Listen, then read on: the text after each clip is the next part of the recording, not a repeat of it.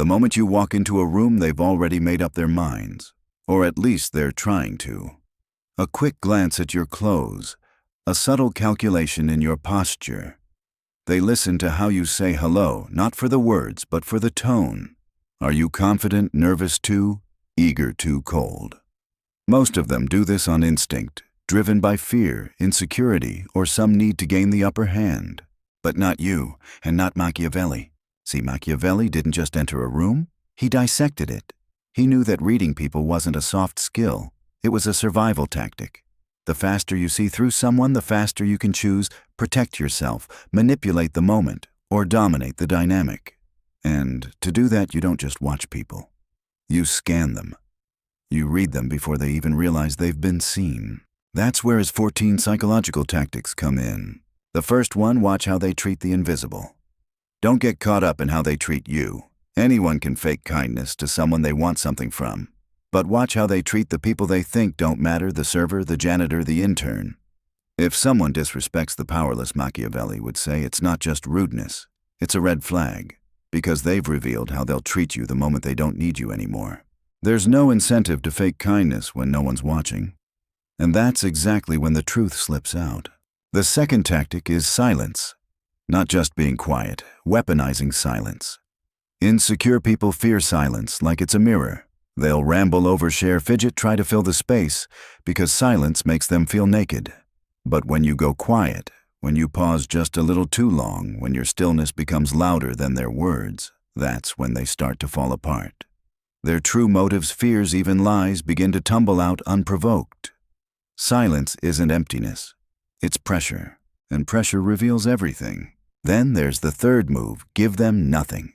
No compliments, no validation, not even a clear reaction. Stay neutral, stay unreadable, because most people aren't kind, they're transactional. If they treat you well only when there's something in it for them, you'll know immediately when you remove the reward. Do they turn cold? Do they keep pushing for your attention? Or do they stay steady, showing emotional control? Their response to your neutrality is their true programming. The fourth is to interrupt their pattern. You know the type, slick, rehearsed, always on. Everything from their jokes to their vulnerability is a performance. And if you play along, you'll never meet the real them. So Machiavelli would break the rhythm. Ask them a question they haven't prepared for. Don't laugh at the joke. Respond to the compliment with a quiet, Suddenly the mask slips. The real face flickers. And for a second you see who they really are when no one's applauding. Fifth, test loyalty with small losses. Don't wait until betrayal smacks you in the face. Create a tiny inconvenience, say no to a favor, deny a bit of attention or disagree gently. Then sit back. If they start to gossip, pull away. Or get passive-aggressive, you've seen their loyalty's limit. Real loyalty shows not when things go your way, but when you say not this time, and they stick around anyway. Sixth, forget what they're saying. Watch what they're watching. While they talk, notice where their eyes go. Do they light up around powerful people? Do they ignore those beneath them? Do they check their phone mid-sentence with you? That's all data. Because attention is investment, and where they invest their attention is where their values and their weaknesses lie. Seventh, this one's clever. Tell them something fake, a harmless little flaw. I overthink a lot. I used to be way too trusting. Then wait. Do they weaponize it later, mock you, use it against you in an argument? Or do they open up and offer something real in return? You've just created a vulnerability test without actually being vulnerable. Their reaction tells you how they handle weakness, and that's the real read. Eighth, make them wait. Delay the text. Be vague about plans. Take your time returning the favor. Entitled people panic. They guilt trip, they get snarky, but grounded, steady people. They hold their posture. No flinching, no drama. Delay is a pressure test, and time always tells. Ninth, study who they mimic. People copy others without realizing it. Their voice, their mannerisms, their values. But Machiavelli would look deeper. Who are they copying? The powerful, then they want control. The popular, they want attention. The moral, they want to feel righteous. Whoever they emulate is a blueprint of who they secretly want to become, and once you see the model they're chasing, you know the game they're playing. 10th, trigger envy. Drop a subtle flex, a recent win, a compliment someone else gave you. Then, watch their face. Do they smile too tightly? Change the subject. Minimize your achievement. That's not support. That's a spark of sabotage. Because envy doesn't scream, it flickers. And once you notice that flicker, you never forget it. 11th, ask them what they hate, not what they love. That's easy to fake. But ask what traits, behaviors, or people annoy them the most. What they hate is usually what they fear in themselves. Someone who hates liars, probably a practiced one. Someone who can't stand arrogance, secretly wants to be admired. People project their shadow as disgust, and Machiavelli knew in judgment you hear confession. 12th, watch their eyes when certain words drop. Mention shame, money failure status. Do their eyes flinch, look away. That flicker isn't random. That's their exit. The mind trying to avoid exposure. Machiavelli believed the eyes weren't just windows to the soul. They were escape routes for suppressed emotion. What breaks eye contact reveals the truth they don't want you to touch. But if you think that's intense, wait until you hear tactic 13 and 14. Because those aren't just about reading others. They're about controlling how others see you. And once you master that, the 13th tactic is where everything flips. It's no longer about you observing others. It's about them revealing themselves to you without realizing why. Here's the move: become the mirror they can't look away from. People walk through life wearing masks. Layers of performance charm, defensiveness armor they've picked up over the years. But when you subtly mirror someone's posture tone, even their speech patterns, something strange happens. You trigger a glitch in their brain, a deep, unconscious recognition. They feel like they're looking into a version of themselves, and that's when their programming starts to crack. Let's say someone is overly confident. Mirror it, be equally bold, match their swagger. Suddenly they might pull back, unsure how to handle a version of themselves in front of them. If they're anxious or self-deprecating and you reflect that nervous energy right back, they might respond with superiority or even mock you because it's how they treat their own reflection. It's not about copying them like a parrot. It's about echoing just enough to trip their emotional wiring. Most won't consciously notice, but their instincts will. And the way they respond to their own energy reflected back tells you everything, whether they're secure, performing manipulative, or hiding something deep. People who are truly authentic barely flinch when you mirror them. But performers, they start shifting, squirming, recalibrating because the mask doesn't fit anymore. And that brings us to the 14th tactic: disarm them with respect before you strike with observation. Most people walk into conversations braced for judgment. They expect to be evaluated, criticized, outmaneuvered. But Machiavelli's brilliance was starting from the opposite angle: unexpected validation. Tell them something positive. Compliment their insight. Acknowledge an accomplishment. Even if it's slightly exaggerated, it works because it creates safety, and safety makes people drop their armor. Then once their guard is down, then you hit them with the real question. The one they're not ready for. The one that slips under the radar. For example, you clearly think things through. What's the biggest fear behind your decisions? Or you seem incredibly self-assured. When did you first learn to fake that confidence? You're not attacking. You're admiring. But hidden inside the admiration is a scalpel, an invitation to reveal something real. That kind of question bypasses the filters. It doesn't trigger defensiveness because it rides in on a compliment. And before they realize it, they've handed you the real data. Now that you've seen all 14 tactics, here's the twist. Machiavelli didn't study people for personality types or emotional curiosity. He studied people like terrain landscapes with hills, valleys, traps, and passageways. Because once you map someone's psychology, you can move through it. Use it, influence it, not to destroy, not even to manipulate in the cheap sense, but to steer silently. Let's say someone fears abandonment. That's their core programming. Now you know distance will rattle them. It becomes a tool. Or maybe they crave admiration, they light up when they feel seen. Subtle disapproval makes them chase your validation. Maybe they rely on control. They need everything to go their way. So you throw in some unpredictability and suddenly they're off balance. And if they're hiding something dark behind a smile, if there's a dagger wrapped in politeness, you'll know where to strike, or how to make them collapse under their own weight. That's the leap from psychological reading to strategic warfare. And here's where it gets cold. You don't announce what you see. You label them, but only in your mind, never out loud. Machiavelli didn't walk around saying he's a narcissist or she's insecure. He observed, categorized, and acted accordingly without ever revealing the diagnosis. Why? Because once someone knows you've labeled them, they start performing for the label. They start pushing back. They become aware. And awareness kills subtlety. But treatment without diagnosis, that slides right in. Let's talk about a few strategic archetypes. There's the masked pleaser, the one who craves approval. Praise them and they'll do anything for you. But deny them praise and watch them unravel. They turn cold, resentful, even vengeful. Use their need for validation carefully because it's both their leash and their blade. Then there's the silent climber, always loyal on the surface, never loud. But they're watching power vacuums, quietly calculating. You can respect their skill, even collaborate, but never trust them too close. Their loyalty is to power, not to people. Next, the fragile genius. Sharp mind, chaotic heart. Their insights are valuable, their emotions unstable. Keep them close only if you're strong enough to handle volatility. Useful in bursts. Dangerous when cornered. Or the loud defender. Constantly explaining themselves. Always justifying, overreacting, getting defensive over small things. That's a tell.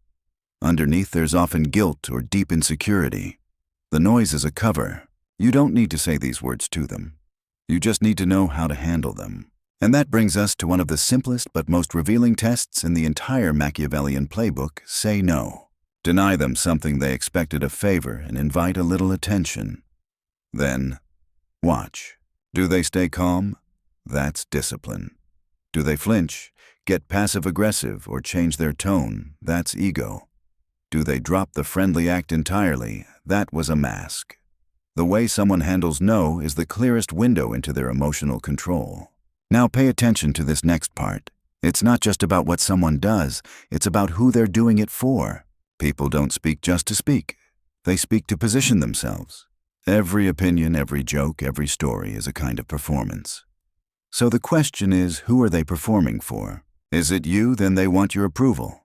Is it a group in the room? Then they're positioning for social rank. Is it someone not even present that reveals a hidden loyalty, a secret power dynamic?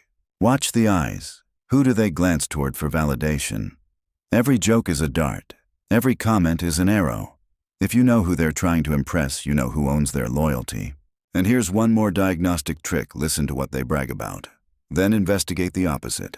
Someone who loudly claims I'm brutally honest probably manipulates through selective truth. The person who says I hate drama usually carries it like a storm cloud. I always put others first. That's often a control strategy wrapped in virtue. Machiavelli believed that real strength doesn't scream. It doesn't need to. When someone loudly projects a trait, look in the shadow behind it. That's where the truth is hiding. Because in the end, these aren't guesses. They're tools. Tools for seeing what others miss. For understanding people not as mysteries, but as patterns. But there's one last twist. The final twist. The one most people never consider is that reading others doesn't just give you power over them. It reveals something about you. Because once you see through everyone, it's hard not to detach. To float above it all. To play with people like pieces on a board instead of humans in a room. And that's where Machiavellian intelligence demands its most dangerous transformation. Not just to influence, manipulate, or outplay, but to know when to stop. To know when to disappear while still winning. See, at the highest level, this isn't even a game anymore. It becomes instinct. You don't walk into a room thinking, how do I read this person? You just do. You scan the room and the data downloads automatically. You feel who's insecure, who's hiding, who's dangerous, and most importantly, who's watching you just as closely. And that's when the real influence begins. Most people think persuasion is about explaining, about logic, about sincerity, but that's amateur hour. Machiavelli didn't care about being understood. He cared about being obeyed, subtly, silently, consistently. And the first rule of influencing someone who doesn't know they're being influenced: make them think they're making their own decisions. Here's how you do it. First, mirror their desire, then redirect it. Once you know what someone wants: attention, power, status, validation, you don't challenge it. You don't argue with it. You reflect it right back. If they're ambitious, praise their drive. If they're insecure, validate their effort. If they crave control, acknowledge their leadership. This disarms them. They feel seen. They feel safe. And then you gently connect your goal to their desire. Example, they want recognition. Frame your plan as something that will put them in the spotlight. They want influence. Show them how your strategy makes them more visible. You don't fight their hunger, you feed it. Then you steer it. Second, use strategic vulnerability, but only just enough. People love to help, especially when it makes them feel smarter, stronger, more valuable. Machiavelli used this truth like a master thief. He'd offer up a controlled flaw, something believable but harmless. I never fully trust my instincts on first impressions. I sometimes get too absorbed in my own ideas. I'm not as good at managing people as you are. What's the effect? Suddenly, the other person feels in control, superior, trusted. And that's a rush. That's an ego boost, which in turn creates emotional investment. They start to open up. They start to advise you, and in that state of false superiority, they reveal what they normally hide. Not because you pressured them, but because they feel safe, elevated, and in charge. Third, reveal only part of a secret, just enough to create the illusion of equality. People trust you more when they think you've trusted them first. So you offer a half-truth, a polished anecdote, something that sounds raw but is actually calculated. I had to learn not to rely on people I thought were loyal. I used to think being nice would protect me. I've been underestimated more times than I can count. What happens? They relax. They lean in. They say, "Wow, me too." And then they share the real thing, the deep thing. Because they think you already did. You gave them a puzzle piece and they offered you the whole map in return. Fourth, let them define themselves, then use that definition. This might be the most elegant move of all. Let someone declare who they are, then quietly frame everything around that identity. They say, "I value loyalty more than anything." Good, that's the button. They say, "I hate inefficiency." Great, that's the shortcut. They say, "I never let emotions cloud my thinking." Perfect, that's your frame. Now when you need to ask them for something, especially something they might resist, you just tie it back to who they already claim to be. You're the type who always stays loyal. I know I can count on you. I know you hate wasted time. This solution gets it done faster. You never let emotions get in the way, so I trust you'll make the smart call. You're not persuading. You're just reflecting their identity. And people rarely resist themselves. Fifth, give them a reputation they'll want to protect. Loss aversion is real.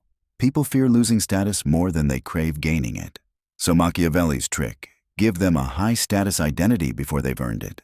You're known for being the level-headed one. People respect you for staying out of drama. You always bring balance when things get tense. Now they've got something to live up to, something to protect. If they go against that identity, blow up gossip, or break character, it'll feel like they're losing something, looking fake. And people hate looking fake. You've turned your compliment into a contract. You've installed behavior without a single command. Sixth, leak just enough to guide perception. Sometimes the most powerful move is letting people think they've figured you out, that they've overheard something unfiltered, a subtle flex, a backstory, a casual joke that hints at your depth, your strategy, or your standards. They hear you say, "I don't mind walking away from a deal if the energy feels off." Or, "I've dealt with worse competition." Or, "I don't say much, but I notice everything." These aren't confessions, they're calibrations. Once people think they've decoded you, they stop digging. They adjust their behavior accordingly. You've shaped how they interact with you without ever directly telling them who you are. Seventh, let them win early so you can own the outcome later. This is one of Machiavelli's coldest plays. You let them think it was their idea, their plan, their decision. You feed their ego small victories, harmless ones. You make them feel important, brilliant, respected. And while they're celebrating, you're quietly building the foundation, engineering the final outcome to serve your interests. Because people will fight to protect what they think they built. They'll stay loyal to the vision they believe they led. And they'll never question who really planted the seed. Let them write the first sentence. You write the conclusion. By this point, you're not just reading people. You're building frameworks around them, not reacting, predicting, not chasing control, designing it. But the most dangerous part of all, what this reveals about you. Because once you learn to read people at this level, you face a choice. You can detach, drift into cold superiority, see people as instruments, not individuals, start manipulating for fun, controlling out of habit, playing God in small rooms. And that's where the final transformation has to happen. Not one of power, one of restraint. Machiavelli didn't flinch from darkness, but he knew the most powerful move isn't domination. It's knowing exactly when to walk away, when to win without gloating, when to vanish while still steering the game behind the curtain. At the highest level, influence isn't a tactic. It's a whisper that reshapes the entire room without anyone noticing your lips moved. Now that you've mastered the psychology, the tactics, and the strategic control, it's time to understand something deeper, how your presence alone can dictate behavior. Because in the world, Machiavelli envisioned true power isn't loud. It doesn't announce itself.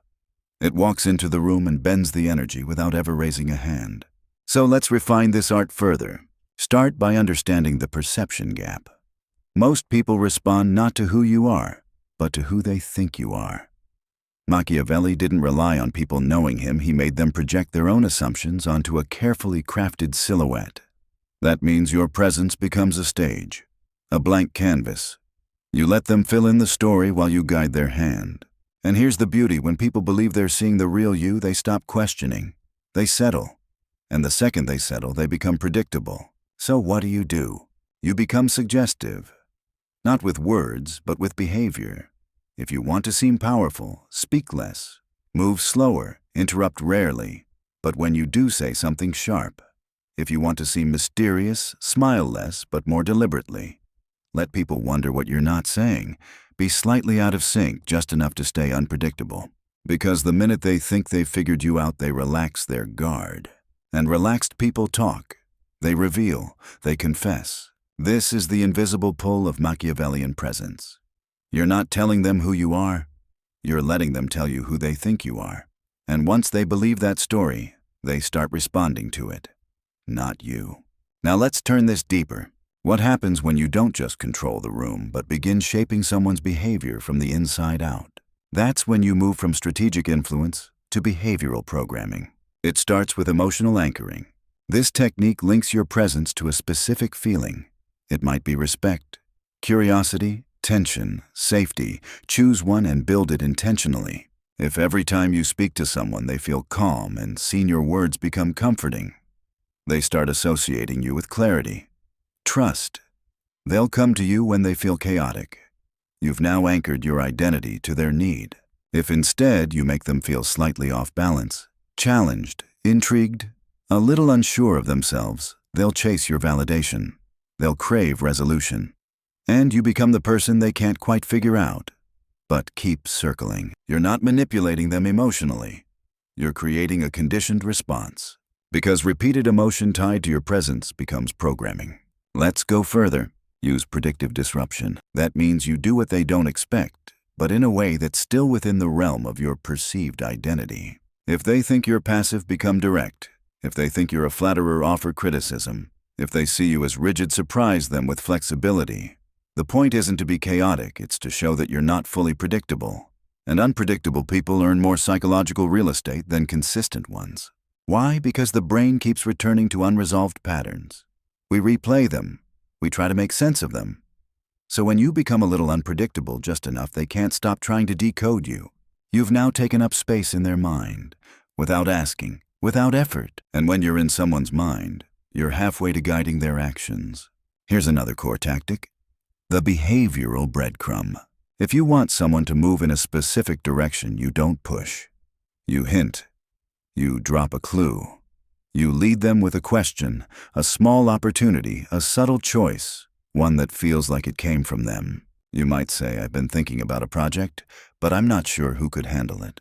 Or funny, I was just talking to someone about how rare it is to find someone who's actually consistent under pressure. These aren't compliments. They're invitations. You're leaving a trail that leads to your desired outcome. And if they take the bait, they think it was their idea all along. Now let's talk about pressure calibration. This is subtle but powerful. When someone begins to lean into you emotionally, socially, even professionally, you adjust the pressure.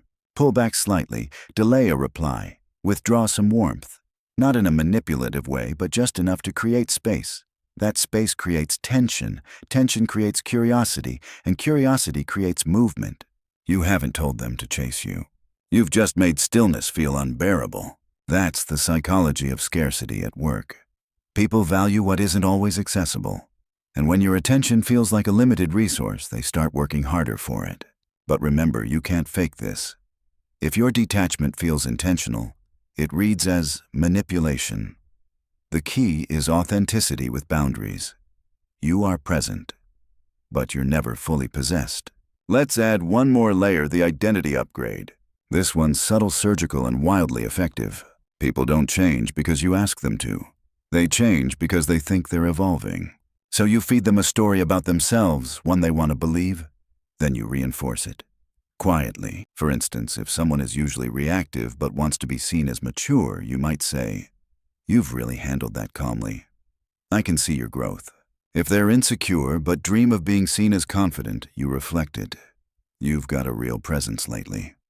Like you're stepping into your own. Now they're motivated not to impress you, but to live up to the version of themselves you've handed them.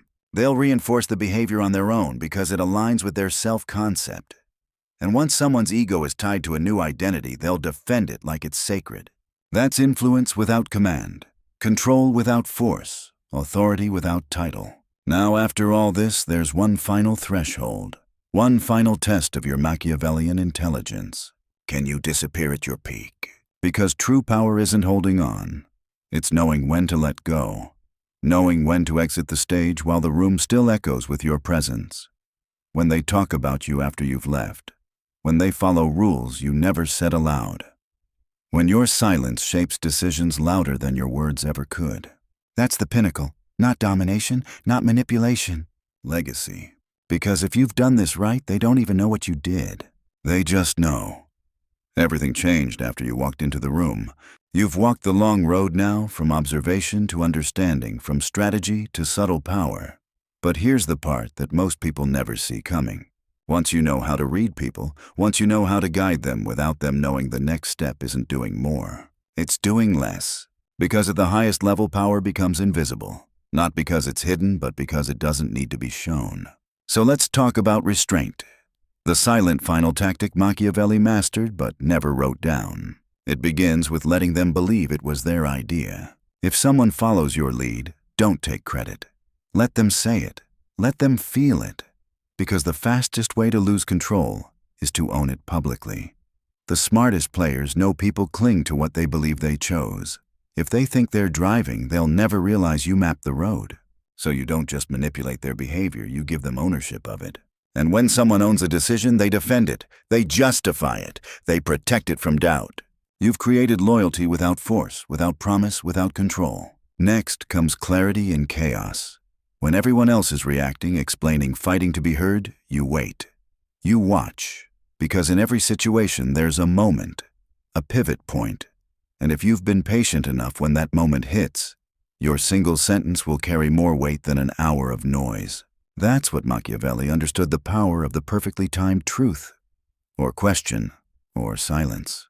And timing is everything, because most people are impulsive. They want to fix things fast. They want to be seen acting, solving, commanding. But real influence, it moves like gravity. Quiet, slow, inevitable. Now let's talk about the dark mirror, the moment when you've used these tactics so well, so precisely, that you start to wonder, am I the manipulator now? Here's the truth, you are. But manipulation isn't inherently evil. It's a tool, like fire. You can light a home with it, or you can burn one down. The difference is your intention. Machiavelli never said manipulate everyone. He said understand everyone deeply enough to know how to respond in any situation. Sometimes that means influence. Sometimes that means defense. And sometimes it means walking away before your own ego corrupts the very skills that got you here. Because yes, you can make people chase you. You can design their decisions. You can build reputations and plant desires and engineer outcomes before they know they're being moved. But that doesn't mean you always should. Power becomes poison when it's used to feed your emptiness. When you start playing with people's emotions for sport. When you forget that everyone you read is human and flawed just like you. So if you want to operate on this level and stay sane, here's the real final tactic. Mirror yourself. Watch how you respond when denied, when overlooked, when ignored. Track your own envy, your own need for recognition. Study the patterns in your own behavior, not just others. Ask yourself, who do I copy? What trait do I loudly claim that hides its opposite? What makes me flinch during eye contact? Because if you can't read yourself, everything else becomes theater. A show you're running without realizing you're the star performer in a mask you forgot you put on. Machiavelli's true genius wasn't just in strategy. It was in introspection. He read himself just as ruthlessly as he read his enemies. And so must you. Because here's the thing about mastering people. The better you get at it, the lonelier it can feel. You'll hear people's lies before they say them. You'll notice the small betrayals others miss. You'll sense when someone's smile hides resentment or fear or hunger for power. And you'll carry that knowledge quietly. That's the burden. But also the gift, because in that stillness, in that awareness, you finally realize you don't need to dominate everyone. You don't need to win every game. You just need to know when to play. And that's what separates the manipulator from the master. One uses power to feed ego. The other uses it to protect peace. So now you walk into the room not as a performer, not even as a strategist, but as an architect. You shape the energy. You watch the currents. You notice who's insecure, who's desperate to be liked, who's performing for approval, who's watching you out of the corner of their eye. And then you smile. You say less. You let them speak. Because you already know what they're going to reveal. You've already read them, and now you don't need to do anything. Because power, real power, doesn't need a spotlight. It doesn't need to be loud. It just needs to be understood.